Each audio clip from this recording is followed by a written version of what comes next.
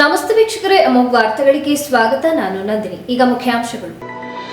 ರಾಜ್ಯದಲ್ಲಿ ನಡೆದ ಕಾಲ್ತುಳಿತದ ಪ್ರಕರಣದ ತನಿಖೆಯನ್ನು ಮುಕ್ತವಾಗಿ ನಡೆಸಲಿ. ಕಾಲ್ತುಳಿತ ಪ್ರಕರಣದಲ್ಲಿ ಸರ್ಕಾರವೇ ನೇರ ಹೊಣೆ. ಮಾಜಿ ಸಚಿವ ಡಾಕ್ಟರ್ ಸಿಎನ್ ಅಶ್ವಥ್ ನಾರಾಯಣ್ ಹೇಳಿಕೆ. ಜೆಡಿಎಸ್ನವರಿಗೆ ವಿಶ್ವಾಸದಿಂದ ಹೇಳುತ್ತೇನೆ, ನಮ್ಮ ಮೈತ್ರಿ ಒಗ್ಗಟ್ಟಿನಿಂದ ಇರುವಂತಹದ್ದು. ಇದರಲ್ಲಿ ಯಾವುದೇ ಗೊಂದಲವಿಲ್ಲ. ಮೈತ್ರಿ ದ್ರೋಹ ಮಾಡುವಂತಹ ಕೆಲಸ ನಮ್ಮಿಂದ ಆಗಲ್ಲ. ಮಾಜಿ ಸಚಿವ ಡಾಕ್ಟರ್ ಸಿಎನ್ ಅಶ್ವಥ್ ನಾರಾಯಣ್ ಹೇಳಿಕೆ. ಹಾಸನ ಜಿಲ್ಲಾಸ್ಪತ್ರೆ ಸೆಕ್ಯೂರಿಟಿ ಗಾರ್ಡ್ ಕ್ರೌರ್ಯ, ಯುವಕನಿಗೆ ಮನಸ ಇಚ್ಛೆ ಥಳಿತ. ವಿದ್ಯುತ್ ತಂತಿ ತಗುಲಿ ಮರಿ ಆನೆ ಜೊತೆ ತಾಯಿ ಆನೆ ದಾರುಣ ಸಾವು. ಮುಖಕ್ಕೆ ಮುಖವಿಟ್ಟು ಜೀವ ಬಿಟ್ಟ ಮೂಕ ಪ್ರಾಣಿಗಳು.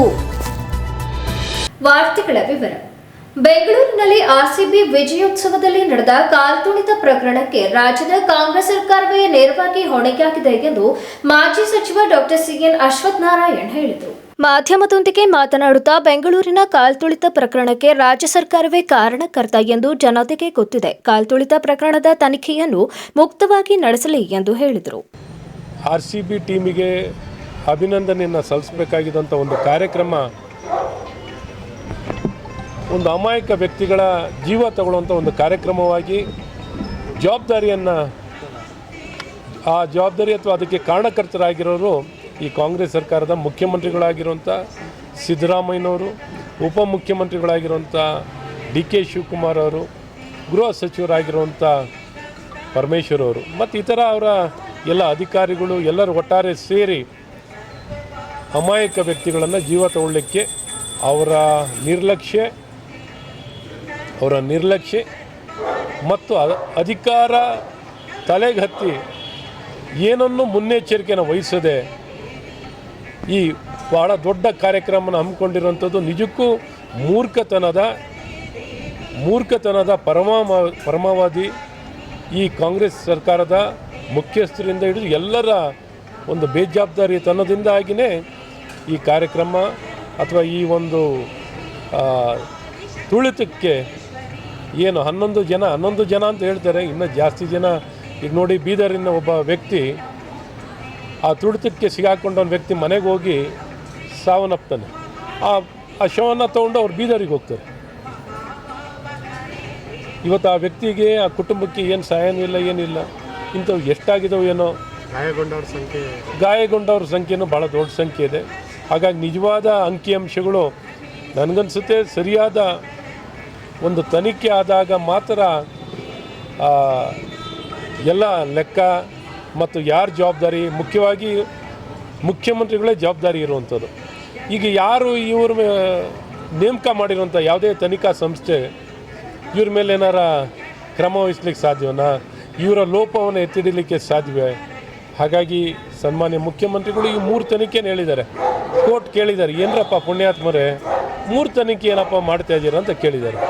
ಅದಕ್ಕೆ ಅವರು ಒಂದೊಂದು ಟರ್ಮ್ಸ್ ಆಫ್ ರೆಫರೆನ್ಸ್ ಇದೆ. ಒಂದಕ್ಕೆ ಮ್ಯಾಜಿಸ್ಟ್ರೇಟ್ ತನಿಖೆಗೆ ಒಂದು ಟರ್ಮ್ಸ್ ಆಫ್ ರೆಫರೆನ್ಸ್ ಇದೆ, ನಿವೃತ್ತ ನ್ಯಾಯಮೂರ್ತಿಗಳ ತನಿಖೆಗೆ ಒಂದು ಟರ್ಮ್ಸ್ ಆಫ್ ರೆಫರೆನ್ಸ್ ಇದೆ, CIDಗೆ ಒಂದು ಟರ್ಮ್ಸ್ ಆಫ್ ರೆಫರೆನ್ಸ್ ಇದೆ ಅಂತ. ಇಂಥ ಬುದ್ಧಿವಂತ ಸರ್ಕಾರ ನಾವು ನೋಡಲಿಕ್ಕೆ ಸಾಧ್ಯವಿಲ್ಲ. ಇವ್ರು ನಿಜಕ್ಕೂ ನ್ಯಾಯ ಕೊಡಿಸ್ಬೇಕು. ಪಕ್ಷಪಾತವಾಗಿ ತನಿಖೆ ಏನಾರಾಗಬೇಕಾಗಿದೆ ಹೈಕೋರ್ಟ್ ನ್ಯಾಯಮೂರ್ತಿಗಳಿಂದನೇ ತನಿಖೆ ಆಗಬೇಕು, ಅಥವಾ ಚೀಫ್ ಜಸ್ಟಿಸ್ ಮಾನಿಟರ್ಡ್ SIT ತನಿಖೆ ಆಗಬೇಕು. ಇಲ್ಲದ್ರೆ ಇನ್ನೂ ಮುಕ್ತವಾಗಿ ಮಾಡ್ತೀನಿ ಅಂದರೆ CBI ತನಿಖೆಯನ್ನು ಮಾಡಿಸಿದ್ರೆ ಒಳ್ಳೆಯದಾಗುತ್ತೆ. ಈಗ ಎಷ್ಟು ಅಲ್ಪ ಸ್ವಲ್ಪ ಏನು ಸುಮೋಟೋ ಮುಖ್ಯ ನ್ಯಾಯಾಧೀಶರೇ ಸುಮೋಟೋ ಕೇಸನ್ನು ತೊಗೊಂಡಿರೋದ್ರಿಂದ ಒಂದಿಷ್ಟು ನಾವು ನ್ಯಾಯ ಸಿಗುತ್ತೆ ಅನ್ನೋಂಥ ವಿಶ್ವಾಸ ಇದೆ. ಅದಕ್ಕೆ ಸಹಕಾರ ರಾಜ್ಯ ಸರ್ಕಾರ ಕೊಡಬೇಕು. ಆದರೆ ಪ್ರತಿನಿತ್ಯ ಒಂದು ಎಡವಟ್ಟಿನ ಹೇಳಿಕೆ ಅವರ ರಾಷ್ಟ್ರೀಯ ಅಧ್ಯಕ್ಷರು, AICC ಅಧ್ಯಕ್ಷರು ಆಕ್ಸಿಡೆಂಟ್ ಅಂತಾರೆ. ನನಗೆ ಏನು ರಿಗ್ರೆಟ್ಸ್ ಇಲ್ಲ, ನನಗೇನು ಇದಾಗಿರೋದಕ್ಕೆ ರಿಗ್ರೆಟ್ಸ್ ಇಲ್ಲ ಅಂತ ಮುಖ್ಯಮಂತ್ರಿ ಹೇಳ್ತಾರೆ. ಇನ್ನೊಂದು ಉಪಮುಖ್ಯಮಂತ್ರಿಗಳಂತೂ ಅವರು ಆ ಒಂದು ಪ್ರಚಾರದ ಗೀಳು ಏನೋ ಪಾಪ ಅವ್ರಿಗೇನೋ ಪ್ರಚಾರದ ಕೊರತೆ ಇದೆಯೇನೋ ಈ ಕಾಂಗ್ರೆಸ್ ಸರ್ಕಾರಕ್ಕೆ, ಮುಖ್ಯಮಂತ್ರಿಗಳಿಗೆ ಪ್ರಚಾರದ ಕೊರತೆ ಇದೆಯೇನೋ, ಇಷ್ಟು ದೊಡ್ಡ ಪ್ರಚಾರ ಮಾಡ್ತಾರೆ, ಅಡ್ವರ್ಟೈಸ್ಮೆಂಟ್ ತೊಗೊಳ್ತಾರೆ. ಆದರೂ ಈ ಒಂದು ಗೆಲುವಿನಲ್ಲಿ ಏನೋ ಇವರೇ ಕ್ರಿಕೆಟ್ ಆಡಿ ಗೆದ್ದವ್ರಂಗೆ ಮಾಡಿದರು. ಅವ್ರಿಗೆ ಅಭಿನಂದಿಸೋದು ಬದಲು ಇವ್ರ ಕುಟುಂಬವನ್ನು ಅಭಿನಂದಿಸ್ಕೊಳ್ಳಿಕ್ಕೆ ಮಾಡಿದಂಥ ಪ್ರಯತ್ನ ನಿಜಕ್ಕೂ ನಮಗೆಲ್ಲ ನಾಚಿಕೆ ಆಗುತ್ತೆ, ಏಜಿಗೆ ಆಗುತ್ತೆ. ಇಷ್ಟು ಕೀಳುಮಟ್ಟಕ್ಕೆ ಒಂದು ಸರ್ಕಾರ, ಒಂದು ಕಾಂಗ್ರೆಸ್ ಸರ್ಕಾರ, ಒಂದು ಜನಪ್ರತಿನಿಧಿ ಸರ್ಕಾರ ಇಷ್ಟು ಬೇಜವಾಬ್ದಾರಿತನದಿಂದ ನಡ್ಕೊಂಡಿರೋದು ನಮಗೆಲ್ಲ. ವಿಮಾನ ದುರಂತದ ಬಗ್ಗೆ ತನಿಖೆ ನಡೆಯುತ್ತಿದ್ದು, ತಪ್ಪುಗಳು ಏನೆಂಬುದು ಮತ್ತು ಕೇಂದ್ರ ಸರ್ಕಾರದ ಪಾತ್ರ ಇದ್ದರೆ ಅದು ತನಿಖೆಯಿಂದ ತಿಳಿಯಲಿದೆ. ಈಶ್ವರ್ ಖಂಡ್ರೆಗೆ ಕಿವಿ ಕೇಳಿಸುವುದಿಲ್ಲ, ಕಣ್ಣು ಕಾಣುವುದಿಲ್ಲ, ಬಾಯಿಯೂ ಇಲ್ಲವೇನೋ? ರಾಜ್ಯದಲ್ಲಿ ನಡೆದ ಘಟನೆಗೆ ಯಾರು ಕಾರಣಕರ್ತರು ಎಂದು ಈಶ್ವರ್ ಖಂಡ್ರೆ ಅವರಿಗೆ ಆತ್ಮಸಾಕ್ಷಿ ಇದ್ದರೆ ಸ್ಪಷ್ಟವಾಗಿ ಹೇಳಲಿ ಎಂದು ಸವಾಲು ಹಾಕಿದರು. ಒಂದು ಏರ್ ಕ್ರಾಫ್ಟ್ ಅನ್ನೋಂಥದ್ದು ಯಾವ ರೀತಿ ಟೆಕ್ನಿಕಲ್ ವಿಚಾರವಾಗಿ ಈಗ ತನಿಖೆ ನಡೀತಿರೋದು, ಮುಕ್ತವಾಗಿ ತನಿಖೆ ಆಗುತ್ತೆ. ಇವರೇನು ಜವಾಬ್ದಾರಿ ಏನು ಹೊತ್ಕೊಂಡು ಸರ್ಕಾರನೇ ನೇರವಾಗಿ ಹೊಣೆ ಆಗಿದೆ. ಅದಕ್ಕೇನು ಎಂಥ ಖಂಡ್ರೆ ಅವರು, ಈಶ್ವರ್ ಖಂಡ್ರೆ ಅವರಿಗೆ ನೈತಿಕತೆ, ಈಶ್ವರ್ ಖಂಡ್ರೆಗೆ ಕಿವಿನೂ ಕೆಡಿಸಲ್ವೇನೋ, ಕಣ್ಣು ಕಾಣಲ್ವೇನೋ, ಬಾಯಿ ಇಲ್ವೇನೋ? ಹೇಳಬೇಕು ನೈತಿಕತೆ ಇದ್ರೆ. ಇವತ್ತು ರಾಜ್ಯದಲ್ಲಿ ನಡೆದಂಥ ಈ ಘಟನೆಗೆ ನೇರವಾಗಿ ಯಾರು ಕಾರಣಕರ್ತರು? ಈ ಸರ್ಕಾರ ಬಿಟ್ಟರೆ, ಕಾಂಗ್ರೆಸ್ ಸರ್ಕಾರ ಬಿಟ್ಟರೆ ಇನ್ಯಾರೂ ಅಲ್ಲ. ಏರ್ ಕ್ರಾಫ್ಟಿಗೆ ನೈತಿಕತೆ ತಗೊಳ್ಬೇಕು ಅಂತಾರೆ. ಇವತ್ತು ಅದು ತನಿಖೆ ನೇರವಾಗಿ ಎಲ್ಲ ಒಂದು ಕಡೆ ಏರ್ ಕ್ರಾಫ್ಟಲ್ಲಿ ಆಗಿರೋ ತಪ್ಪು ಒಪ್ಪುಗಳು ಏನು ಅಂತ ಬರುತ್ತೆ ಆಚೆ. ಹಾಗಾಗಿ ಸರ್ಕಾರದ ಹೊಣೆ ಏನಿರುತ್ತೆ ಅಂತ ಪಾತ್ರ ಗೊತ್ತಾಗುತ್ತೆ. ಆದರೆ ಇಲ್ಲಿ ಈ ರೀತಿ ಮುಕ್ತವಾಗಿ ಮಾಡಲಿ, ಅಥವಾ ನೇರವಾಗಿ ಜನಕ್ಕೆ ಎಲ್ಲರೂ, ಇಡೀ ಸಾರ್ವಜನಿಕಕ್ಕೂ ಗೊತ್ತಿದೆ ನೇರವಾಗಿ ಸರ್ಕಾರನೇ ಜವಾಬ್ದಾರಿ ಮತ್ತು ಹೊಣೆ ಇರೋದು. ಇಷ್ಟು ಜನ ಸಾಯಲಿಕ್ಕೆ, ಈ ತುಳಿತಕ್ಕೆ ಸಾಯಲಿಕ್ಕೆ ಸರ್ಕಾರನೇ ಕಾರಣಕರ್ತರು. ಹಾಗಾಗಿ ಈಶ್ವರ್ ಖಂಡ್ರೆ ಅವರೇ, ನಿಮ್ಮ ಆತ್ಮಸಾಕ್ಷಿ ಏನಾದ್ರು ಇದ್ದರೆ ನಿಮ್ಮ ಮುಖ್ಯಮಂತ್ರಿಗಳಿಗೆ ರಾಜೀನಾಮೆ ಕೊಡಲಿಕ್ಕೆ, ನಿಮ್ಮ ಉಪಮುಖ್ಯಮಂತ್ರಿಗಳಿಗೆ ರಾಜೀನಾಮೆ ಕೊಡಲಿಕ್ಕೆ ನಿಮಗೇನಾರ ಆತ್ಮಸಾಕ್ಷಿ. ನಮ್ಮ ಮೈತ್ರಿ ಒಗ್ಗಟ್ಟಿನಿಂದ ಕೂಡಿತು, ಇದರಲ್ಲಿ ಯಾವುದೇ ಗೊಂದಲವಿಲ್ಲ. ಮೈತ್ರಿಯನ್ನು ಪರಸ್ಪರ ವಿಶ್ವಾಸದಿಂದ ಕಟ್ಟಿಕೊಳ್ಳಲಾಗಿದೆ. ದ್ರೋಹದ ಕೆಲಸ ನಮ್ಮಿಂದ ಆಗದು. ಜೆಡಿಎಸ್ನವರನ್ನು ಗೌರವಿಸುತ್ತೇವೆ. ಸಣ್ಣ ಪುಟ್ಟ ವ್ಯತ್ಯಾಸಗಳಿದ್ದರೂ ಒಗ್ಗಟ್ಟಿನಿಂದ ಮೈತ್ರಿಯನ್ನು ಮತ್ತಷ್ಟು ಬಲಿಷ್ಠಗೊಳಿಸುತ್ತೇವೆ ಎಂದು ಮಾಜಿ ಸಚಿವ ಡಾಕ್ಟರ್ ಸಿಎನ್ ಅಶ್ವತ್ಥನಾರಾಯಣ್ ಹೇಳಿದರು. ಮಾಧ್ಯಮದೊಂದಿಗೆ ಮಾತನಾಡಿದ ಅವರು, ರಾಜ್ಯದ ಜನತೆಯು ಸರ್ಕಾರದ ವಿರುದ್ಧ ಆಕ್ಷೇಪ ವ್ಯಕ್ತಪಡಿಸಿದ್ದರು. ಈಗ ಮರು ಸರ್ವೆ ಮಾಡುವುದರ ಅವಶ್ಯಕತೆಯೇ ಇಲ್ಲ. ಕೇಂದ್ರ ಸರ್ಕಾರವೇ ಐತಿಹಾಸಿಕ ಜಾತಿ ಗಣತಿಯನ್ನು ಆಯೋಜಿಸುತ್ತಿದೆ. ರಾಜ್ಯ ಸರ್ಕಾರದ ಗಣತಿಗೆ ಯಾವುದೇ ಮಾನ್ಯತೆ ಇರದು. ಪ್ರಧಾನಮಂತ್ರಿ ನರೇಂದ್ರ ಮೋದಿಯವರು ಐತಿಹಾಸಿಕ ಜಾತಿ ಗಣತಿಗೆ ಚಾಲನೆ ನೀಡಿದ್ದಾರೆ. ರಾಜ್ಯ ಸರ್ಕಾರವು ಕೇಂದ್ರದ ಗಣತಿಯ ಫಲಿತಾಂಶವನ್ನು ಕಾಯ್ದು ಅದನ್ನು ಸಮರ್ಪಕವಾಗಿ ಬಳಸಿಕೊಳ್ಳಬೇಕು ಎಂದು ಹೇಳಿದರು. ರಾಜ್ಯ ಸರ್ಕಾರಕ್ಕೆ ಇಲ್ಲವೇ ಇಲ್ಲ. ಆದರೂ 2015ರಲ್ಲಿ ಈ ಮಾಡುವಂಥ ಪ್ರಯತ್ನ ರಾಜಕೀಯ ದುರುದ್ದೇಶದಿಂದ ಮಾಡಿದಂಥ ಪ್ರಯತ್ನ ಆಗುತ್ತೆ. ಅದು ಪರಿಪೂರ್ಣ ಇರಲಿಲ್ಲ, ವೈಜ್ಞಾನಿಕವಾಗಿರಲಿಲ್ಲ, ಅದನ್ನು ಸರಿಯಾಗಿ ಮಾಡಿಲ್ಲ ಅನ್ನೋವಂಥ ಆಪಾದನೆ ಸ್ವತಃ ಕಾಂಗ್ರೆಸ್ ಪಕ್ಷದವರೇ ಆಪಾದನೆ ಮಾಡ್ತಿದ್ರು. ಇಡೀ ಸಮಾಜನೇ ಬೆರಳು ತೋರಿಸ್ತಿತ್ತು ಸರ್ಕಾರದ ಕಡೆ. ಈಗ ಇದ್ದಕ್ಕಿದ್ದಾಗೆ ಅವರು ಅದರ ತಪ್ಪನ್ನು ಅರ್ಥಕೊಂಡು ರೀಸರ್ವೆ ಮಾಡ್ತೀವಿ ಅಂತ ರಾಜ್ಯ ಸರ್ಕಾರ ಮುಂದೆ ಬಂದಿದೆ. ಈಗ ಅದರ ಅವಶ್ಯಕತೆಯೇ ಇಲ್ಲ. ಜಾತಿ ಗಣತಿ ಸ್ವಾತಂತ್ರ್ಯ ನಂತರ ಯಾವತ್ತೂ ಜಾತಿ ಗಣತಿ ಜನಸಂಖ್ಯೆ ಗಣತಿಯ ಜೊತೆಯಲ್ಲಿ ಆಗಿರುವಂಥದ್ದಿಲ್ಲ. ಈ ಬಾರಿ ಪ್ರಥಮ ಬಾರಿಗೆ ಕೇಂದ್ರ ಸರ್ಕಾರ ಜಾತಿ ಗಣತಿಯನ್ನು ಮಾಡ್ತಿರೋದ್ರಿಂದ ಅವರಿಗೆ ಸಂಪೂರ್ಣ ಅಧಿಕಾರ ಇದೆ. ಆ ವ್ಯವಸ್ಥೆಯೂ ನಿರ್ಮಾಣ ಆಗಿದೆ. 20,000 ಕೋಟಿಯಷ್ಟು ಹಣವನ್ನು ಖರ್ಚು ಮಾಡಿ ಈ ಜಾತಿ ಗಣತಿಯನ್ನು, ಜನಗಣತಿಯನ್ನು ಮಾಡ್ತಿರ್ಬೇಕಾದ್ರೆ ಈ ರಾಜ್ಯ ಸರ್ಕಾರದ ಜಾತಿ ಗಣತಿ ಮಾಡಿದ್ರು ಅದಕ್ಕೆ ಕಾನೂನಾತ್ಮಕವಾಗಿ ಮಾನ್ಯತೆ ಇರೋಲ್ಲ. ಹಾಗಾಗಿಂತ ರಾಜಕೀಯ ಪ್ರೇರಿತವಾಗಿರುವಂಥ ಕೆಲಸವನ್ನು ಬಿಟ್ಟು ಈಗ ಸುಸಜ್ಜಿತವಾಗಿ, ವ್ಯವಸ್ಥಿತವಾಗಿ ಎಷ್ಟು ಕೋಟಿ ಮನೆಗಳಿದ್ದಾವೆ, ಎಷ್ಟು ವ್ಯಕ್ತಿಗಳಿದ್ದಾರೆ, ಏನು ಅನ್ನೋಂಥದ್ದನ್ನ ಪರಿಪೂರ್ಣವಾಗಿ ಪಡ್ಕೊಳ್ಳಿಕ್ಕೆ ಸಾಫ್ಟ್ವೇರು, ಸಿಸ್ಟಮ್ಮು, ಅದಕ್ಕೆ ಆದಂಥ ಪೂರ್ವಭಾವಿ ಎಲ್ಲ ತಯಾರಿಯನ್ನು ಮಾಡಿ ಸಜ್ಜಾಗಿದೆ. ಹಾಗಾಗಿ ಕೇಂದ್ರ ಸರ್ಕಾರ ಮಾಡುವಂಥ ಈ ಜಾತಿ ಗಣತಿಯನ್ನು ಕಾದು ಅದನ್ನು ಪಡ್ಕೊಂಡು ರಾಜ್ಯ ಸರ್ಕಾರ ಯಾವ ರೀತಿ ಬೇಕಾದ್ರೆ ಬಳಕೆ ಮಾಡಿಕೊಳ್ಳಿ. ಅವ್ರು ಯಾವುದೇ ರೀತಿಯಾದಂಥ ಆಡಳಿತ ಕೊಡಲಿಕ್ಕೆ ಅವಶ್ಯಕತೆ ಇರುವಂಥದ್ದು, ಇನ್ನೇನೇ ಕಾರ್ಯಗಳನ್ನು ಮಾಡಲಿಕ್ಕೆ ಪೂರಕವಾಗಿ ಈ ಜಾತಿ ಗಣತಿ ಲಭ್ಯತೆ ಇರುತ್ತೆ. ಹಾಗಾಗಿ ಭಾರತ ಸರ್ಕಾರ, ನಮ್ಮೆಲ್ಲರ ನೆಚ್ಚಿನ ಪ್ರಧಾನಮಂತ್ರಿಗಳಾದಂಥ ನರೇಂದ್ರ ಮೋದಿಯವರು ಇತಿಹಾಸದಲ್ಲಿ ಪ್ರಥಮ ಬಾರಿಗೆ ಬರೀ ಹೇಳಿಕೆ ಕೊಡುವಂಥ ಕಾಂಗ್ರೆಸ್ ಅವರು ಬರೀ ಹೇಳಿಕೆ ಕೊಡೋರು, ಆದರೆ ನರೇಂದ್ರ ಮೋದಿಯವರು ಇತಿಹಾಸದಲ್ಲಿ ಮೊದಲನೇ ಬಾರಿಗೆ ಜಾತಿ ಗಣತಿಯನ್ನು ಮಾಡುವಂಥ ನಿರ್ಧಾರವನ್ನು ತಗೊಂಡು ಮಾಡಿಸ್ತಾ ಇದ್ದಾರೆ. ಹಾಗಾಗಿ ಅದನ್ನು ಸ್ವಾಗತಿಸ್ತೀವಿ. ಮತ್ತು ಎಲ್ಲರ ಅನುಮಾನಗಳು, ಯಾರು ಯಾವ ಜಾತಿಯವರು ಎಷ್ಟು ಏನಿದ್ದಾರೆ ಅಂಕಿ ಅಂಶಗಳು ಎಲ್ಲವನ್ನು ಪಡ್ಕೊಳ್ಳಿಕ್ಕೆ ಯಾವ ಸ್ಥಿತಿಗತಿಯಲ್ಲಿದ್ದಾರೆ ಏನಾಗ್ತಿದೆ ಪ್ರತಿಯೊಂದು ಮಾನದಂಡ 38ರಿಂದ 40 ಮಾನದಂಡವನ್ನು ಪಡ್ಕೊಳ್ಳುವಂಥದ್ದಾಗುತ್ತೆ. ಅದು ನೋಡಿ, ಒಟ್ಟು ಈ ಕಾಂಗ್ರೆಸ್ನವ್ರಿಗೆ ಹಿಂದೂ ಸಮಾಜ ಹೊಡಿಬೇಕು, ಗೊಂದಲ ನಿರ್ಮಾಣ ಮಾಡಬೇಕು, ರಾಜಕೀಯ ಮಾಡಬೇಕು, ಒಳ್ಳೆಯದೇನು ಒಳ್ಳೆ ಆಡಳಿತ ಎಲ್ಲಿ ಕೊಟ್ಟಿದ್ದಾರೆ ಇವರು? ಒಂದು ಆರೋಗ್ಯದಲ್ಲಿ ಒಂದು ಒಳ್ಳೆ ಆರೋಗ್ಯ ವ್ಯವಸ್ಥೆ ಕೊಡ್ತಾರೆ, ಒಂದು ಶಿಕ್ಷಣ ಕೊಡ್ತಾರೆ, ಉದ್ಯೋಗ ಕೊಡ್ತಾರೆ, ಕೌಶಲ್ಯತೆ ಕೊಡ್ತಾರೆ, ಏನು ಒಂದು ಒಳ್ಳೆ ಕೆಲಸ ಗ್ಯಾರಂಟಿ ಒಂದು ಅದನ್ನು ಬೇಕಾಬಿಟ್ಟು ಅದು ದುರಾಂಕಾರದಲ್ಲಿ ಗ್ಯಾರಂಟಿ ಏನು ಟ್ಯಾಕ್ಸ್ ಪೇಯರ್ ತೆರಿಗೆದಾರನ ಹಣವನ್ನು ಪಡ್ಕೊಂಡು ಇವ್ರ ಜೋಬಿಂದ ಕೊಟ್ಟವ್ರಂಗೆ ಆಡ್ತಾರೆ. ಸೊ ಇಂಥ ದುರಾಂಕಾರದ ಮಾತುಗಳನ್ನು ಅಸಡ್ಡೆ ಬೇಜವಾಬ್ದಾರಿತನದಿಂದ ಮನ ಬಂದಂತೆ ಅಧಿಕಾರ ತಲೆಗತ್ತಿರುವಂಥ ಈ ಕಾಂಗ್ರೆಸ್ನವರಿಂದ ನೀವೇನೂ ಒಳ್ಳೆಯದನ್ನು ಬಯಸಲಿಕ್ಕಲ್ಲ. ಬರೀ ರಾಜಕೀಯದ ದುರುದ್ದೇಶವನ್ನು ಬಿಟ್ಟರೆ ಇನ್ನೇನು ಇವರಿಂದ ಸಿಗಲ್ಲ. ಜಾತಿ ಗಣತಿ ಮಾಡುವ ಅಧಿಕಾರ ರಾಜ್ಯ ಸರ್ಕಾರಕ್ಕಿಲ್ಲ. ಕಾಂಗ್ರೆಸ್ ಸರ್ಕಾರ ರಾಜಕೀಯ ದುರುದ್ದೇಶದಿಂದ ಈ ಪ್ರಯತ್ನ ಮಾಡಿತು, ಆದರೆ ಅದು ವೈಜ್ಞಾನಿಕವಾಗಿರಲಿಲ್ಲ. ಕಾಂಗ್ರೆಸ್ನವರೇ ಇದಕ್ಕೆ ವಿರೋಧ ವ್ಯಕ್ತಪಡಿಸಿದ್ದರು ಎಂದು ಮಾಜಿ ಸಚಿವ ಡಾಕ್ಟರ್ ಸಿಎನ್ ಅಶ್ವತ್ಥನಾರಾಯಣ ಹೇಳಿದರು. ನಾನಂತೂ ವಿಶ್ವಾಸ ಕೊಡಲಿಕ್ಕೆ ಇಷ್ಟಪಡ್ತೀನಿ ರೇವಣ್ಣವ್ರಿಗಾಗಲಿ JDS ಪಕ್ಷದವ್ರಿಗಾಗಲಿ. ನಮ್ಮ ಮೈತ್ರಿ ಭಾಳ ಸ್ಪಷ್ಟವಾಗಿ ಒಗ್ಗಟ್ಟಿನಿಂದ ಇರುವಂಥದ್ದು, ಇಲ್ಲಿ ಯಾವುದೇ ಗೊಂದಲ ಇಲ್ಲ. ಮೈತ್ರಿಯನ್ನು ಪರಸ್ಪರ ವಿಶ್ವಾಸದಿಂದ ಮಾಡಿರುವಂಥದ್ದು. ಹಾಗಾಗಿ ಮೈತ್ರಿ ದ್ರೋಹ ಮಾಡೋಂಥ ಕೆಲಸ ನಮ್ಮಿಂದ ಏನೂ ಆಗಲ್ಲ. ಅದೇ ರೀತಿ ಅವ್ರನ್ನ ಗೌರವಿಸ್ತೀವಿ, ಒಟ್ಟು ಒಗ್ಗಟ್ಟಿನಿಂದ ಮುಂದೆ ಸಾಗುವಂಥದ್ದಾಗುತ್ತೆ. ಹಾಗಾಗಿ ಮೈತ್ರಿ ಇನ್ನೂ ಬಲಿಷ್ಠವಾಗಿ ಬೆಳೆಯುವಂಥದ್ದಾಗುತ್ತೆ. ಹಾಗೆ ಯಾವುದೇ ಇಂಥ ಅವಿಶ್ವಾಸ ಅಥವಾ ವ್ಯತ್ಯಾಸಗಳು ಏನೇ ಇದ್ರೂ ಅದನ್ನು ಸರಿಪಡಿಸ್ಕೊಳ್ಳೋಣ. ಬಟ್ ಒಗ್ಗಟ್ಟಂತೂ ಇರುತ್ತೆ, ಒಗ್ಗಟ್ಟಿನಿಂದ ಮುಂದೆ ಸಾಗ್ತೀವಿ. ಇಲ್ಲಿ ಸಣ್ಣ ಪುಟ್ಟ ಎಲ್ಲರೂ ಒಂದೊಂದು ಸಣ್ಣ ಪುಟ್ಟ ವ್ಯತ್ಯಾಸಗಳು ಬಂದ್ರೂ ಅದನ್ನು ಸರಿಪಡಿಸ್ಕೊಂಡು ಮುಂದೆ ನಮ್ಮ ಮೈತ್ರಿ ಸಾಕ್ಷಿಯಾಗಿಯೇ ಇಡೀ ರಾಜ್ಯದಲ್ಲಿ ನಾವು ಒಗ್ಗಟ್ಟು ಪ್ರದರ್ಶನ ಹೇಗಾಗಿದೆ ದಕ್ಷಿಣ ಕರ್ನಾಟಕದಲ್ಲಿ ಅಂತ ನೋಡಿದ್ದೀರ. ದಕ್ಷಿಣ ಕರ್ನಾಟಕದಲ್ಲಿ ಒಗ್ಗಟ್ಟು ಹೇಗೆ ಅಂತ ನಾವೆಲ್ಲ ಏನೇ ವ್ಯತ್ಯಾಸಗಳು ಒಂದ್ಸಲಿ ಮೈತ್ರಿ ಆಗೋದನ್ನ ಭಾಳಷ್ಟು ಒಂದು ಭಾವನೆಯಿಂದ ಒಂದು ಭಾರತದಲ್ಲಿ ನರೇಂದ್ರ ಮೋದಿಯವರ ಕೈ ಬಲಪಡಿಸಬೇಕು, ಮತ್ತೊಮ್ಮೆ ಅವರು ಪ್ರಧಾನಮಂತ್ರಿಗಳಾಗಬೇಕು ಅಂತ ಮುಕ್ತವಾಗಿ ದೇವೇಗೌಡರಾಗಲಿ ಮಾಜಿ ಪ್ರಧಾನಮಂತ್ರಿ HD ದೇವೇಗೌಡರು ಭಾಳ ಮುಕ್ತವಾಗಿ ವ್ಯಕ್ತಪಡಿಸಿದ್ದಾರೆ, ಕುಮಾರಸ್ವಾಮಿ ಅವರು ವ್ಯಕ್ತಪಡಿಸಿದ್ದಾರೆ.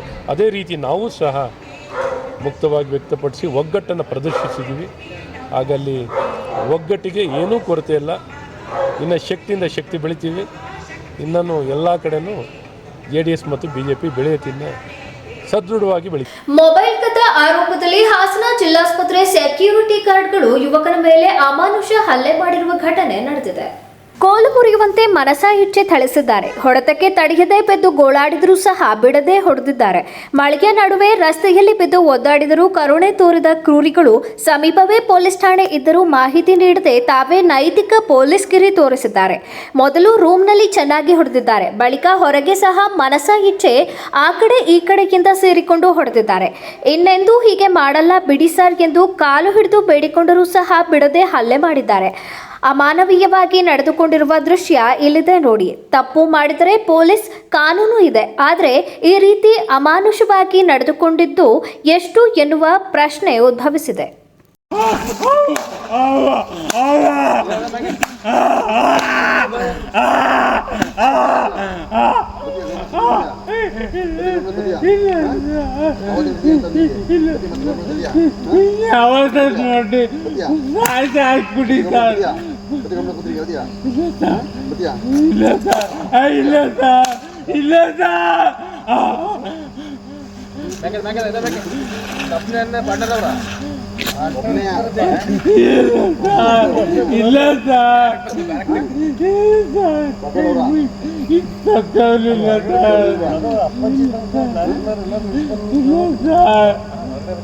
ನನ್ನ ಬಟ್ಟಂಗಿ ಕೆಲಸ ಮಾಡ್ತಿದ್ದು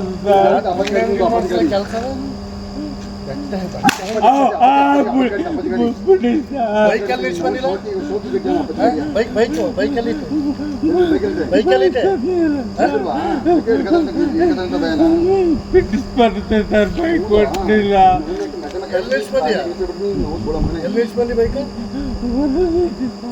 ಮತ್ತೆ ಅದಕ್ಕೆ ಮತ್ತೆ ಬೈಕ್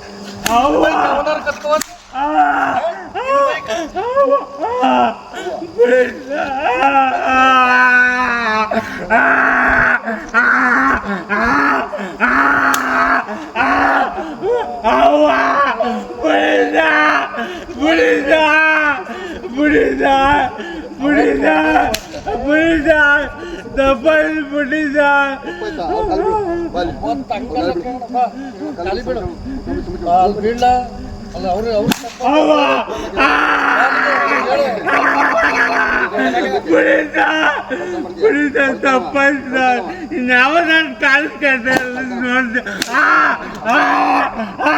ಅವ್ವ ಅವ್ವ ಅವ್ವ ಅವ್ವ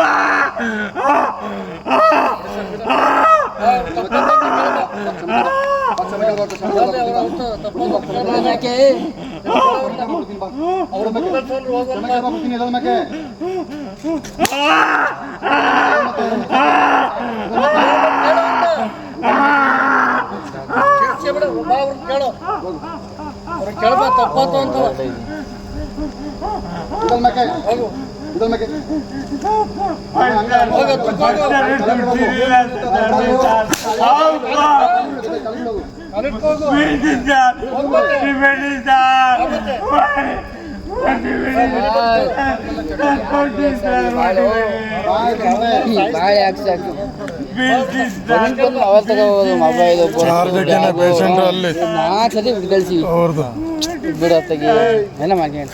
ನೀವೆಲ್ಲ ಹೋಗ್ಲಿ ಪಾಪ ಅಂತ ಅದನ್ನ ಹೆಂಗ್ ಆಲೋಚನೆ ಗೊತ್ತಾವನು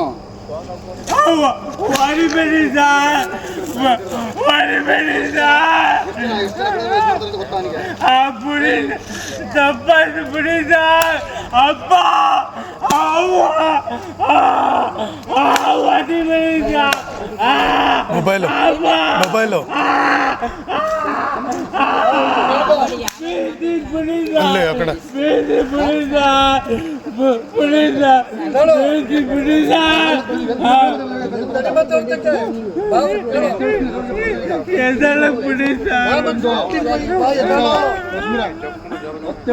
ಕಾಲು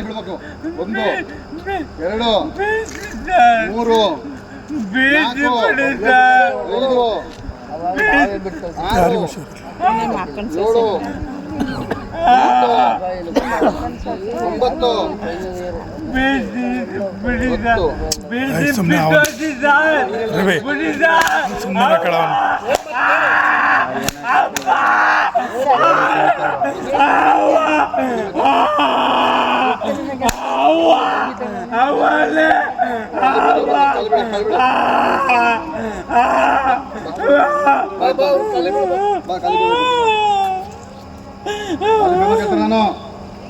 2 3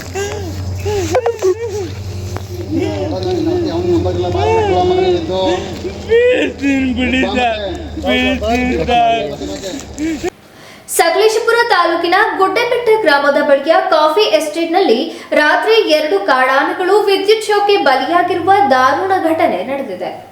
ತಾಯಿ ಆನೆಯೊಂದಿಗೆ ಸಂಚರಿಸುತ್ತಿದ್ದ ಮರಿಯಾನೆ ತಾಯಿಯೊಂದಿಗೆ ತಾನು ಪ್ರಾಣ ಕಳೆದುಕೊಂಡು ಬಿದ್ದಿದೆ.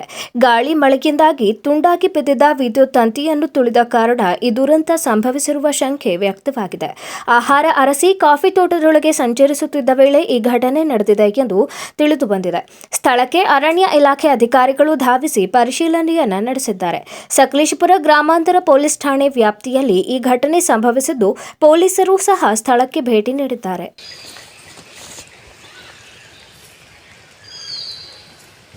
JEE ಅಡ್ವಾನ್ಸ್ ಪರೀಕ್ಷೆಯಲ್ಲಿ HKSನ ವಿದ್ಯಾರ್ಥಿಗಳಾದ ಚೇತನ್ ಗೌಡ NS ಮತ್ತು ಪ್ರೀತಿ CL ಅದ್ಭುತ ಸಾಧನೆ ಮಾಡಿದ್ದಾರೆ. ದೇಶದ ಪ್ರತಿಷ್ಠಿತ ತಾಂತ್ರಿಕ ಸಂಸ್ಥೆಗಳಾದ IIT, IIST, IISc ಮುಂತಾದ ಸಂಸ್ಥೆಯಲ್ಲಿ ಬಿಟೆಕ್ ಪದವಿ ಪ್ರವೇಶಕ್ಕೆ ನಡೆಯುವ JEE ಅಡ್ವಾನ್ಸ್ ಪರೀಕ್ಷೆಯಲ್ಲಿ ಕ್ರಿಯೇಟಿವ್ ಶಿಕ್ಷಣ ಪ್ರತಿಷ್ಠಾನದ ಶೈಕ್ಷಣಿಕ ಸಹಭಾಗಿತ್ವದ HKS ಪದವಿ ಪೂರ್ವ ಕಾಲೇಜಿನ ವಿದ್ಯಾರ್ಥಿಗಳಾದ ಚೇತನ್ ಗೌಡ NS ರಾಷ್ಟ್ರಮಟ್ಟದ ಕಾಮನ್ ರ್ಯಾಂಕ್ ಪಟ್ಟಿಯಲ್ಲಿ 3420 ಹಾಗೂ OBC ವಿಭಾಗದಲ್ಲಿ 631ನೇ ರ್ಯಾಂಕ್ ಹಾಗೂ ಪ್ರೀತಿ CL 9271ನೇ ರ್ಯಾಂಕ್ ಗಳಿಸಿ ವಿಶೇಷ ಸಾಧನೆಗೈದಿದ್ದಾರೆ. ಈ ಮೂಲಕ ದೇಶದ ಪ್ರತಿಷ್ಠಿತ ತಾಂತ್ರಿಕ ವಿಶ್ವವಿದ್ಯಾನಿಲಯಗಳಿಗೆ ಪ್ರವೇಶಕ್ಕೆ ನಡೆಯುವ ಆಯ್ಕೆ ಪ್ರಕ್ರಿಯೆಗೆ ಅರ್ಹರಾಗಿದ್ದಾರೆ. ಸತತ 6 ವರ್ಷಗಳಿಂದಲೂ ನಮ್ಮ ಸಂಸ್ಥೆಯ ನುರಿತ ಅನುಭವಿ ಉಪನ್ಯಾಸಕರಿಂದಲೇ ಎಲ್ಲ ಸ್ಪರ್ಧಾತ್ಮಕ ಪರೀಕ್ಷೆಗಳಿಗೂ ಉನ್ನತ ತರಬೇತಿಯನ್ನು ನೀಡುತ್ತಿರುವ ಹಾಸನದ ಏಕೈಕ ಪ್ರತಿಷ್ಠಿತ ಸಂಸ್ಥೆಯಾಗಿದೆ. ಹಿಂದಿನ 4 ವರ್ಷಗಳಿಂದಲೂ JEE ಅಡ್ವಾನ್ಸ್ ಪರೀಕ್ಷೆಯಲ್ಲಿ ವಿದ್ಯಾರ್ಥಿಗಳು ಅತ್ಯುತ್ತಮ ರ್ಯಾಂಕ್ಗಳೊಂದಿಗೆ ತೇರ್ಗಡೆ ಹೊಂದಿ ಹಾಸನ ಜಿಲ್ಲೆಗೆ ಹಾಗೂ ಸಂಸ್ಥೆಗೆ ಕೀರ್ತಿಯನ್ನು ತಂದಿರುತ್ತಾರೆ. ಸಾಧಕರನ್ನು ಸಂಸ್ಥೆಯ ಪ್ರಧಾನ ಕಾರ್ಯದರ್ಶಿಗಳಾದ ಶ್ರೀಯುತ ಎಚ್.ಕೆ. ಸುರೇಶ್, ಕಾರ್ಯದರ್ಶಿಗಳಾದ ಶ್ರೀಯುತ ಎಚ್.ಎಸ್. ಪ್ರಶಾಂತ್ ಗೌಡ, ಆಡಳಿತ ಮಂಡಳಿ, ಪ್ರಾಂಶುಪಾಲರು, ಉಪ ಪ್ರಾಂಶುಪಾಲರು ಹಾಗೂ ಸಂಯೋಜಕರಾದ ಆದಿತ್ಯ ವಟಿಕೆ ಮತ್ತು ಎಲ್ಲ ಬೋಧಕೇತರ ಸಿಬ್ಬಂದಿಗಳು ಅಭಿನಂದಿಸಿದ್ದಾರೆ. ಈಗ ಜಾಹೀರಾತು. ಸುಜಲಾ ಪಿಯು ಕಾಲೇಜ್ ಹಾಸನದ ಹೆಸರಾಂತ ವಿದ್ಯಾಸಂಸ್ಥೆಗಳಲ್ಲಿ ಒಂದಾದ Sujala PU college science commerce ಕೋರ್ಸ್ಗಳಿಗೆ ದಾಖಲಾತಿ ಪ್ರಾರಂಭವಾಗಿದೆ ಮತ್ತು ಸಿಇಟಿ, ನೀಟ್, ಜೆಡಬ್ಲ್ಇ ತರಗತಿಗಳಿಗೆ ನುರಿತ ಅಧ್ಯಾಪಕರಿಂದ ತರಬೇತಿ ನೀಡಲಾಗುವುದು. ಸುಸಜ್ಜಿತ ಬಯೋಲಾಜಿ, ಕೆಮಿಸ್ಟ್ರಿ, ಫಿಸಿಕ್ಸ್ ಮತ್ತು ಕಂಪ್ಯೂಟರ್ ಸೈನ್ಸ್ ಲ್ಯಾಬ್ ವ್ಯವಸ್ಥೆ ಮತ್ತು ವಿದ್ಯಾರ್ಥಿನಿಯರಿಗೆ ಪ್ರತ್ಯೇಕ ವಸತಿ ವ್ಯವಸ್ಥೆ ಸೌಲಭ್ಯವಿದೆ. ಮತ್ತು ಹಾಸನದ ಹೆಸರಾಂತ ಗಣಿತಶಾಸ್ತ್ರದ ಉಪನ್ಯಾಸಕರಾದ ಡಾಕ್ಟರ್ ಲೋಕೇಶ್ ಇವರ ಸಾರಥ್ಯದಲ್ಲಿ ಪಿಯು ಕಾಲೇಜ್ ಮುನ್ನಡೆಯುತ್ತಿದೆ. Sujala PU college. Sujala PU college, Apoorva hotel road, ಉತ್ತರ ಬಡಾವಣೆ, ಹಾಸನ. ಮೊಬೈಲ್ ನಂಬರ್ಸ್ 9844244869, 9844359215 ಮತ್ತು 6360685198. ಸೆಲ್ಯೋ ಗೋಲ್ಡ್, ನಿಮ್ಮ ಚಿನ್ನನ ಹಿಂದೆ ಸೇಲ್ ಮಾಡಿ. ಸೇಲಿವರ್ ಗೋಲ್ಡ್, ನಿಮ್ಮ ಚಿನ್ನವನ್ನು ಹಿಂದೆ ಸೇಲ್ ಮಾಡಿ. ಸೇಲಿವರ್ ಗೋಲ್ಡ್, ಎಲ್ಲರೂ ಚಿನ್ನನ ಸೇಲ್ ಮಾಡಿ ಅಂತ ಹೇಳ್ತಿದ್ದಾರೆ. ಆದ್ರೆ ನಮ್ಮ ಅಜ್ಜಿ, ತಂದೆ, ತಾಯಿ ಕೊಟ್ಟಂತ ಉಡುಗೊರೆಯ ಒಡವೆಗಳು ಹರಾಜೋಗ್ತಿವೆ. ಯಾರು ಒಡವೆಗಳನ್ನ ಉಳಿಸ್ಕೊಳ್ಳಿ ಅಂತ ಹೇಳ್ತಿಲ್ಲ. ನಮ್ಮ ಬೆನಕ ಗೋಲ್ಡ್ ಕಂಪನಿಗೆ ಕಾಲ್ ಮಾಡಿ ನಿಮ್ಮ ಒಡವೆಗಳನ್ನ ಬಿಡಿಸಿ ಉಳಿಸಿಕೊಡುತ್ತೇವೆ. EMI ಮೂಲಕ ನಿಮ್ಮ ಒಡವೆಗಳನ್ನ ವಾಪಸ್ ಪಡೆಯೋ ಸುವರ್ಣ ಅವಕಾಶ ನಿಮ್ಮದಾಗಿಸಿಕೊಳ್ಳಿ. ನಿಮ್ಮ ನೆಮ್ಮದಿಯ ನಾಳೆಗಾಗಿ ಕಾಲ್ ಬೆನಕ ಗೋಲ್ಡ್ ಕಂಪನಿ 6366111199.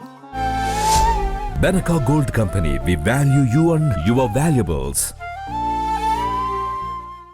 ದಕ್ಷಿಣ ಭಾರತದ ಹೆಸರಾಂತ ನಂಬರ್ 1 ಹಾಗೂ ನಂಬಿಕೆಗೆ ಅರ್ಹವಾದ ನಮ್ಮ ಬೆನಕ ಗೋಲ್ಡ್ ಕಂಪನಿಯು ನೀವು ಅಡ ಇಟ್ಟ ಚಿನ್ನವನ್ನು ಬಿಡಿಸಿಕೊಡುವುದಲ್ಲದೆ ಉಳಿಸಿಕೊಳ್ಳಲು ಸಹಕರಿಸುತ್ತದೆ. ಚಿನ್ನಕ್ಕೆ ಚಿನ್ನದಂತ ಬೆಲೆ ಬೇಕೆ? Call Benaka gold company 6366111199. Benaka Gold Company, we value you and your valuables. Fans, geyser, electrical motor ಪಂಪ್ಗಳು, underground cable, heavy industrial materials, ಮನೆ ಮತ್ತು ಜಮೀನಿಗೆ ಬೇಕಾಗುವ ಎಲ್ಲ ರೀತಿಯ ಹಾರ್ಡ್ವೇರ್ ವಸ್ತುಗಳು ಮತ್ತು ಪೈಪ್ಗಳು ಹೋಲ್ಸೇಲ್ ಮತ್ತು ರಿಟೇಲ್ ದರದಲ್ಲಿ ಒಂದೇ ಸೂರಿನಡಿ ದೊರೆಯುತ್ತದೆ. ಎಂದೇ ಭೇಟಿ ನೀಡಿ. Universal electricals and hardware, near dental college circle, MG road, Hassan. Contact 8310867875 94484492394. ನಿಮ್ಮ ಮನೆಯ ಸೊಬಗು ಮತ್ತು ಹೊಳಪನ್ನ ಹೆಚ್ಚಿಸಲು ಇದೀಗ ಪ್ರಾರಂಭವಾಗಿದೆ ಯೂನಿವರ್ಸಲ್ ಎಲೆಕ್ಟ್ರಿಕಲ್ಸ್ ಮತ್ತು ಹಾರ್ಡ್ವೇರ್, ಹಾಸನದ MG ರಸ್ತೆಯಲ್ಲಿ. ನಮ್ಮಲ್ಲಿ ನಿಮ್ಮ ಮನೆಯ ಅಂದವನ್ನ ಹೆಚ್ಚಿಸಲು ಮಲ್ಟಿ ಬ್ರಾಂಡೆಡ್ ಕಂಪನಿಗಳ ನವನವೀನ ಮಾದರಿಯ ಝೂಮರ್ ಲೈಟ್ಸ್, ಸ್ಯಾಂಡ್ಲರ್ ಲೈಟ್, ಟ್ರ್ಯಾಕ್ ಮತ್ತು profile light, lighting fans, decorative lights, LED panel light, ceiling wall ಮತ್ತು ಸ್ಪಾಟ್ ಲೈಟ್ಗಳು ದೊರೆಯುತ್ತದೆ. ದೀರ್ಘಕಾಲ ಬಾಳಿಕೆ ಬರುವ ವಿಶ್ವಾಸಾರ್ಹ ಕಂಪನಿಗಳ wires, switches, cables, motor pumps, geyser ಮತ್ತು ಪೈಪ್ಗಳು ದೊರೆಯುತ್ತದೆ. Shivanandi tiles, paints and sanitary, ಹಾಸನದ ಅತಿ ದೊಡ್ಡ tiles, paints and sanitary ware shop ನಮ್ಮ ಶಿವನಂದಿ. ನಿಮ್ಮ ಕನಸಿನ ಮನೆಯ ಅಂದವನ್ನ ಹೆಚ್ಚಿಸುವಂತಹ ಎಲ್ಲ ವಸ್ತುಗಳು ಒಂದೇ ಸೂರಿನಡಿಯಲ್ಲಿ ಲಭ್ಯವಿದೆ. ಯಾವುದೇ ಕಟ್ಟಡದ ನಿರ್ಮಾಣಕ್ಕೆ ಅಗತ್ಯವಾದ ವಿನೂತನ ಶೈಲಿಯ ಬಗೆ ಬಗೆಯ ಡಿಸೈನ್ಸ್ ಉಳ್ಳ ಟೈಲ್ಸ್ಗಳು, ವೆಟ್ರಿಫೈಡ್ ಟೈಲ್ಸ್ಗಳು, ಸೆರಾಮಿಕ್ ಐಟಮ್ಸ್ಗಳು, ಎಲ್ಲ ಬಗೆಯ ಬ್ರಾಂಡೆಡ್ ಕಂಪನಿಯ ಪೇಂಟ್ಸ್ಗಳು, ಕಿಚನ್ ಮತ್ತು ಬಾತ್ರೂಮ್ಗಳ ಅಂದವನ್ನ ಹೆಚ್ಚಿಸುವಂತಹ ಸ್ಯಾನಿಟರಿ ಐಟಮ್ಸ್ಗಳು, ಮಾಡ್ಯುಲರ್ ಕಿಚನ್ ಆಕ್ಸೆಸರೀಸ್ಗಳು, stone works, bathroom fittings, wooden ಫಿನಿಶಿಂಗ್ಸ್ಗಳು, ಪ್ಲಂಬಿಂಗ್ ಮೆಟೀರಿಯಲ್ಸ್ ಮತ್ತು ಎಲೆಕ್ಟ್ರಿಕಲ್ ಐಟಮ್ಸ್ಗಳ ಲಕ್ಸುರಿಯಸ್ ಕಲೆಕ್ಷನ್ಸ್ ಇದೀಗ ನಮ್ಮ ಹಾಸನದ ನಿಮ್ಮ ಶಿವನಂದಿ ಟೈಲ್ಸ್, ಪೇಂಟ್ಸ್ ಅಂಡ್ ಸ್ಯಾನಿಟರಿಯಲ್ಲಿ ಲಭ್ಯವಿದೆ. ಮಾರ್ಬಿಟೋ ಟೈಲ್ಸ್, ಸರಾ, ಏಷ್ಯನ್ ಪೇಂಟ್ಸ್, ಬರ್ಜೆಟ್ ಪೇಂಟ್ಸ್, ಒರಾಗ್ರಸ್, Hindware Italian collections, Jaguar, Astral pipes, Orient electric ಹೀಗೆ 20ಕ್ಕೂ ಹೆಚ್ಚು ಬ್ರಾಂಡೆಡ್ ಕಂಪನಿಯ superior tiles, paints and sanitary materials ಗಳಿಗಾಗಿ ಇಂದೇ ಭೇಟಿ ನೀಡಿ. Shivanandi tiles, paints and sanitary, HMT ಕಲ್ಯಾಣ ಮಂಟಪದ ಹತ್ತಿರ, ಮೈಸೂರು ರಸ್ತೆ, ಕೆ ಹೊಸಕೊಪ್ಪಲು, ಹಾಸನ. ಕಾಂಟ್ಯಾಕ್ಟ್ 9032251415.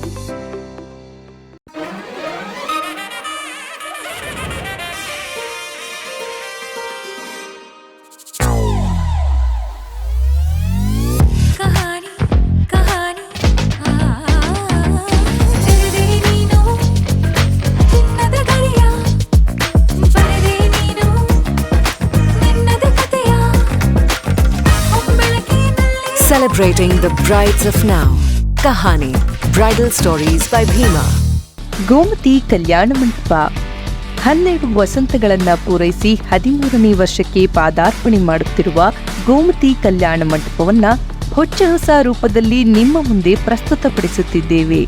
ಅತ್ಯಾಧುನಿಕವಾಗಿ ನವೀಕರಣಗೊಂಡ ಕಲ್ಯಾಣ ಮಂಟಪದಲ್ಲಿ 1500 ಜನರು ಪಾಲ್ಗೊಳ್ಳಬಹುದಾದ ಬ್ಯಾಂಕ್ವೆಟ್ ಹಾಲ್, 700 ಜನರು ಊಟ ಮಾಡಬಹುದಾದ ಡೈನಿಂಗ್ ಹಾಲ್ ಇದ್ದು, ಮದುವೆ, ಬೀಗರ ಔತಣ, ನಾಮಕರಣ ಮತ್ತು ಎಲ್ಲ ಶುಭ ಸಮಾರಂಭಗಳಿಗೆ, ಸಸ್ಯಾಹಾರಿ ಮತ್ತು ಮಾಂಸಾಹಾರಿ ಔತಣಗಳಿಗೆ ಹಾಲ್ ಅನ್ನ ನೀಡಲಾಗುತ್ತದೆ.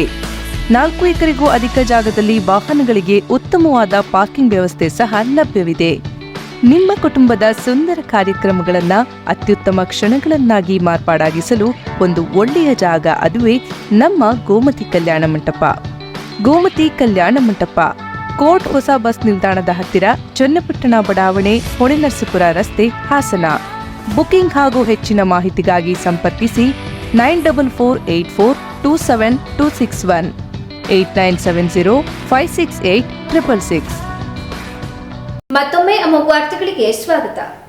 ನೀಟ್ ಪರೀಕ್ಷೆಯಲ್ಲಿ ಹಾಸನ ಜಿಲ್ಲೆಗೆ ಪ್ರಥಮ ರ್ಯಾಂಕ್ ಪಡೆದ ಮಾಸ್ಟರ್ PU ಕಾಲೇಜು ವಿದ್ಯಾರ್ಥಿನಿ ಸೃಷ್ಟಿ ಲೋಕೇಶ್ ಅವರನ್ನು ಕಾಲೇಜಿನ ವಿದ್ಯಾರ್ಥಿಗಳಾಗಿದ್ದರೂ ಕಾಲೇಜಿನ ಆಡಳಿತ ಮಂಡಳಿ ವತಿಯಿಂದ ಸನ್ಮಾನಿಸಿ ಗೌರವಿಸಿದರು. ನಂತರ ಮಾಸ್ಟರ್ PU ಎಜುಕೇಷನ್ ಟ್ರಸ್ಟ್ ಅಧ್ಯಕ್ಷ TAH ರಾಯುಡು ಮಾತನಾಡಿ, ನಡೆದ PUC ಬೋರ್ಡ್ ಪರೀಕ್ಷೆಯಲ್ಲಿ ಜಿಲ್ಲೆಗೆ ಪ್ರಥಮ ಹಾಗೂ ರಾಜ್ಯದಲ್ಲಿ 3ನೇ ರ್ಯಾಂಕ್ ಬಂದಿದ್ದು, CET ಮತ್ತು JEE ಪರೀಕ್ಷೆಯಲ್ಲಿಯೂ ಕೂಡ ಸಾಧನೆ ಮಾಡಲಾಗಿದ್ದು, ಈಗ ನೀಟ್ ಪರೀಕ್ಷೆಯಲ್ಲಿ ನಮ್ಮ ಕಾಲೇಜಿನ ಸೃಷ್ಟಿ ಲೋಕೇಶ್ ಅವರು 720ಕ್ಕೆ 606 ಅಂಕ ಪಡೆಯುವ ಮೂಲಕ ಹಾಸನ ಜಿಲ್ಲೆಯಲ್ಲಿ ಪ್ರಥಮ ಸ್ಥಾನ ಪಡೆದಿದ್ದಾರೆ. ಸೃಷ್ಟಿ ಲೋಕೇಶ್ ಅವರು ವಿದ್ಯಾಭ್ಯಾಸದಲ್ಲಿ ಎಂದೂ ಕೊರತೆಯಾಗದ ಹಾಗೆ ಒಂದು ದಿನ ಕಾಲೇಜಿನ ತರಗತಿಗೆ ತಪ್ಪಿಸದೆ ಹಾಜರಾತಿಯಾಗಿದ್ದಾರೆ. ಈ ವಿದ್ಯಾರ್ಥಿನಿ ಕಾಲೇಜಿನ ತರಗತಿ ಬಿಟ್ಟರೆ ಹೊರಗೆ ಎಲ್ಲೂ ಕೂಡ ಇತರೆ ಟ್ಯೂಷನ್ಗೆ ಹೋಗಿರುವುದಿಲ್ಲ. ಉತ್ತಮ ಅಂಕ ಪಡೆದ ಸೃಷ್ಟಿ ಲೋಕೇಶ್ ಅವರಿಗೆ ಕಾಲೇಜಿನ ಪರವಾಗಿ ಅವರಿಗೆ ಅಭಿನಂದನೆ ಸಲ್ಲಿಸುತ್ತೇವೆ ಎಂದು ಹೇಳಿದರು. ಕಾಲೇಜಿನ ವಿದ್ಯಾರ್ಥಿ ಸೃಷ್ಟಿ ಲೋಕೇಶ್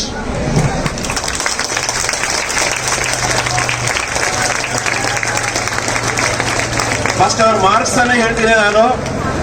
ಸೃಷ್ಟಿ Lokesh physics marks 99.815 percentile. Chemistry marks 99.841 percentile.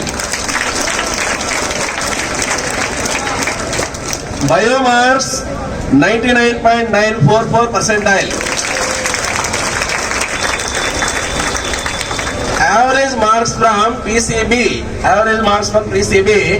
99.953 percentile.